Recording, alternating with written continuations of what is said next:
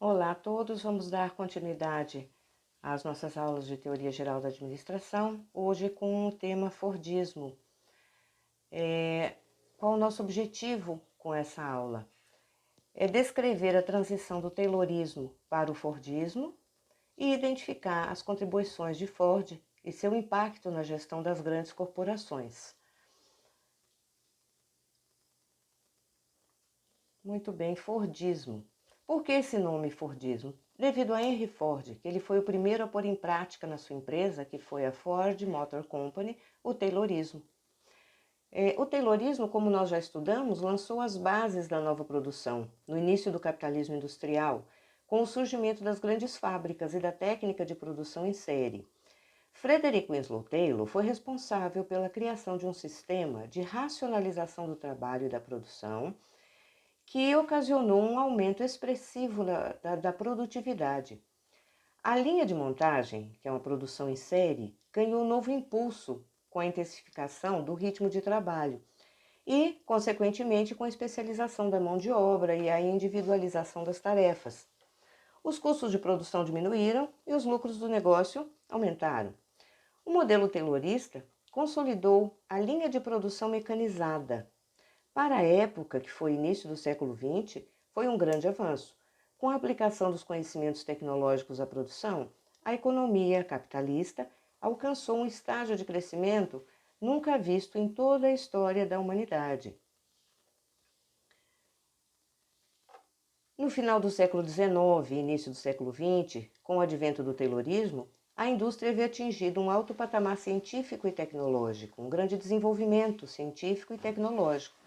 No modelo de administração daquela época, a palavra de ordem era fundamentação científica, o que muitos especialistas chamavam de espírito científico das organizações, tendo os principais postulados em disciplina mais rígida, previsibilidade das ações a serem desenvolvidas, uma maior especialização das tarefas, cálculo científico, previsão meticulosa do trabalho, divisão e especialização do trabalho, conforme nós já vimos, a divisão em pequena tarefa, e isso faria com que o operário ficasse especializado naquela pequena tarefa, consequentemente mais rápido. Uma conduta racional, a constância de esforço para que também aumentasse a produtividade, ordem, obediência dócil, ou seja, aceitação passiva da dominação, da resignação, e uma certa submissão ao sistema vigente. Vejamos a transição do Taylorismo para o Fordismo. Fordismo, como já disse a vocês, refere-se ao nome do profissional que mais influenciou na criação do sistema de produção em massa, o norte-americano Henry Ford, o fundador da Ford Motor Company.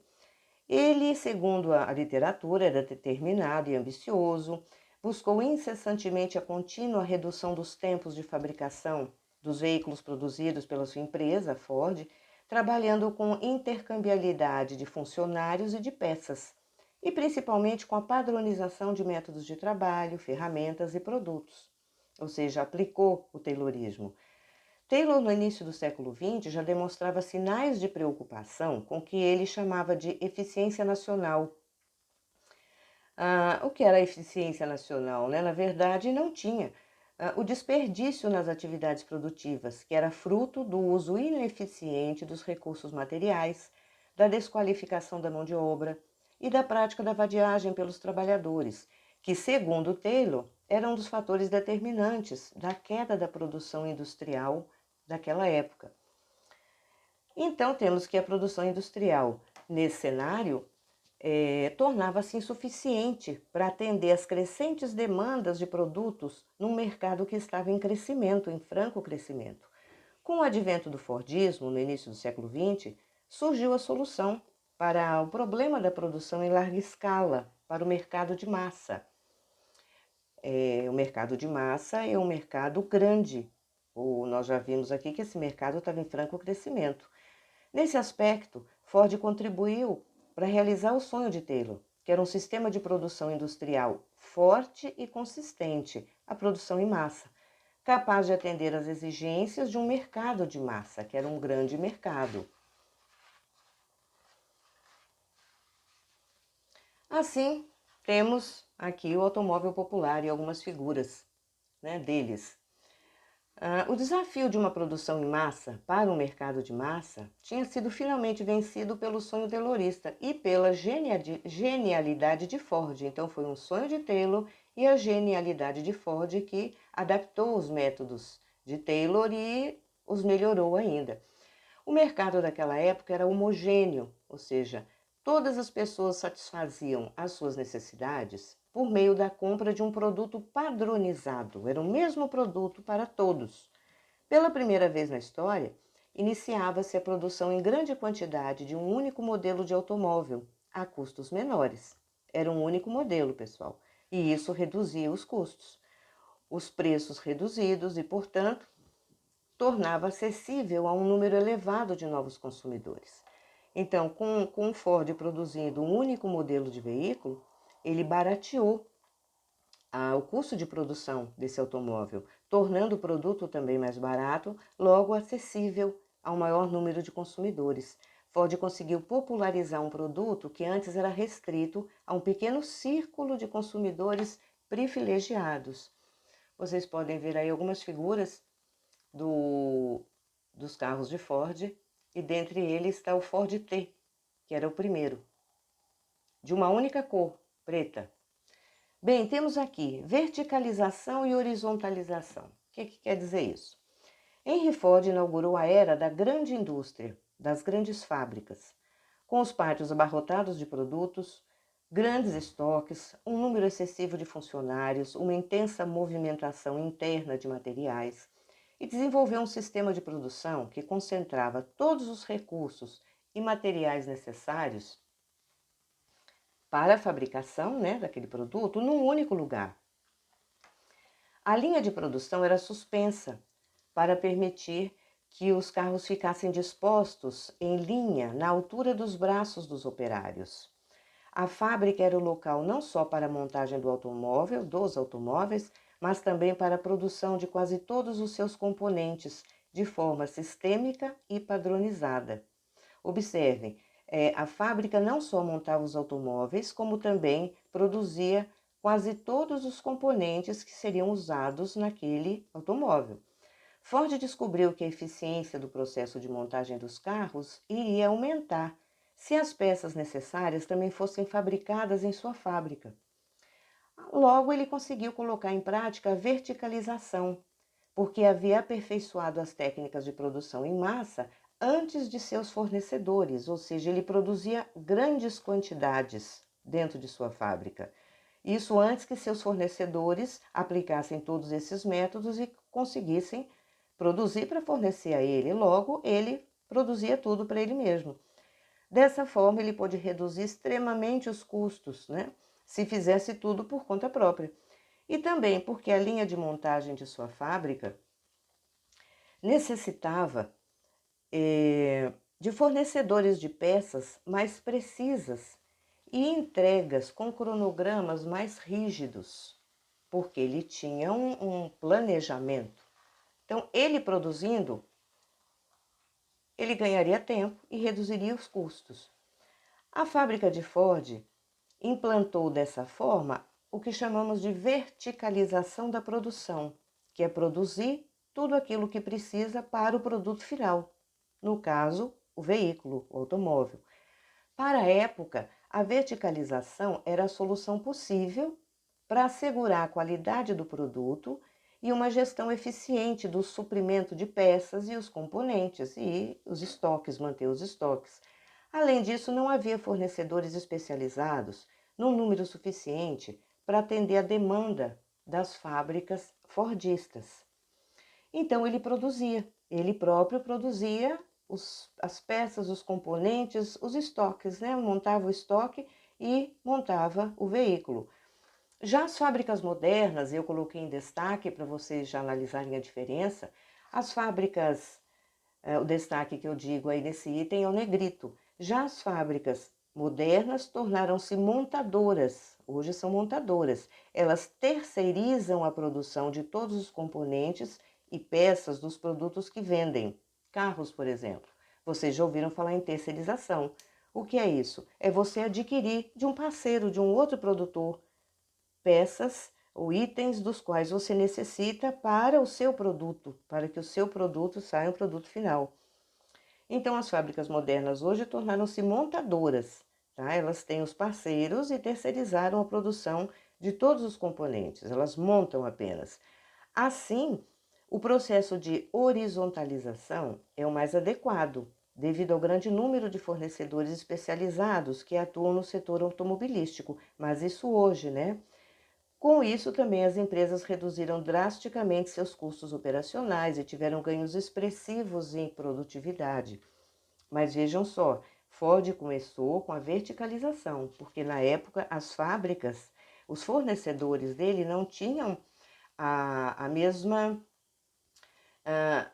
o mesmo tratamento científico, técnico, a aplicação das técnicas que ele aplicou na fábrica dele. Então, ele implantou a verticalização porque ele produzia tudo aquilo que ele necessitava para o carro, que era o produto final. Hoje, as empresas já não fazem mais isso, elas terceirizam, né? Já é outro tipo de produção. Tal como o modelo taylorista, as diferentes tarefas eram alocadas para diversos trabalhadores. E esses trabalhadores nos seus respectivos postos de trabalho, e dispostos em sequência através de uma linha de montagem. Ford inaugurou essa linha de montagem.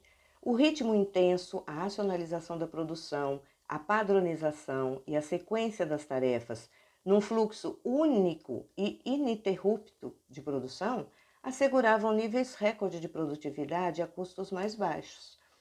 Ao produzir em larga escala, Ford inaugurou a era da produção em massa. Produzir em massa para um mercado de massa.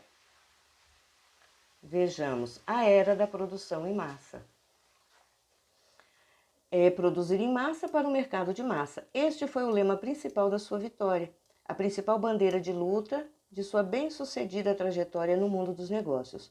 Assim, Ford democratizou o automóvel. Por quê? Porque produziu esse automóvel em série, disponibilizou para milhares de consumidores a preços acessíveis para a época. Logo, ele foi também, gente, ele criou um mercado consumidor.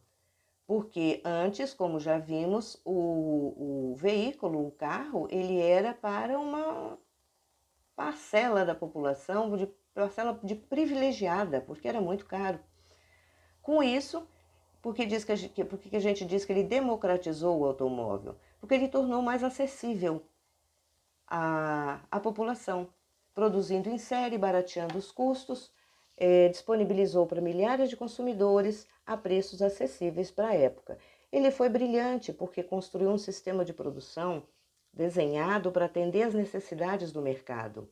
Ele viu o mercado. A sua genialidade estava na sua concepção de um modelo de carro popular, que foi o modelo T, e na sua capacidade de produzir veículos baratos que fossem acessíveis a milhares de consumidores, que integravam um novo mercado em ascensão. Com o objetivo de reduzir os custos e padronizar a produção, Ford desenhou um único modelo de carro, o modelo T, com uma única cor, preta. Essa foi uma ótima estratégia para a época. Ele percebeu que a fabricação de carros de modelos e cores diferentes não seria viável, porque iria encarecer o produto. Preços elevados em decorrência dos altos custos da diferenciação. Se você diferencia o produto, né, eles vão sair mais caros. E, consequentemente, torná-lo inacessível aos inúmeros consumidores que estavam ávidos por adquiri-lo. Ford privilegiou a visão de mercado em detrimento da variedade de produtos. Ele deu preferência à visão de mercado, um mercado grande que surgia, e não por uma variedade de produtos. Ele vislumbrou um novo mercado, que foi o mercado de massa, para o seu modelo de carro. Estudou o potencial desse mercado e o poder aquisitivo dos novos consumidores, para finalmente estabelecer o preço do seu produto, que eram $500, na época acessível a todos os consumidores. Em seguida, planejou o sistema de produção, que foi a produção em massa, as quantidades a serem produzidas, os recursos utilizados, os custos envolvidos e as características finais do produto. que era o modelo T. Assim, o Fordismo inaugurou a nova era do marketing na indústria, porque até então, e isso era evidente no Taylorismo, a visão de produção prevalecia sobre todos os demais enfoques. Quais os outros enfoques? Recursos humanos, planejamento, estratégia, marketing, inclusive, né, que não existia uma preocupação com o consumidor final. Era um mercado de massa, você entregava um único produto para todos. A genialidade dele estava em enxergar esse mercado de massa, enxergar esse mercado crescente e produzir um veículo com um custo que fosse um só, igual, né? Todo igual, todos iguais, uma única cor, mas que fosse acessível financeiramente ao mercado que surgia, que despontava. Pois bem, ao longo da apostila, que já está na plataforma Teams, vocês verão como se deu o processo de implantação da linha de montagem, a linha de montagem móvel, que o funcionário fica parado no mesmo lugar e as peças é que passam, que vêm até o funcionário. Verão também o modelo fordista de produção em massa e as ideias inovadoras de Ford. Esses demais conteúdos, inclusive exercícios, 2 pequenos exercícios para serem feitos na aula de sexta-feira, amanhã, sexta-feira, durante a aula nós faremos esses exercícios. Só será válido para amanhã, tá certo, gente? Então, vocês terão esses itens para complementar o conhecimento de vocês e amanhã faremos os exercícios. E eu continuo à disposição para maiores esclarecimentos. Muito obrigada pela atenção de vocês.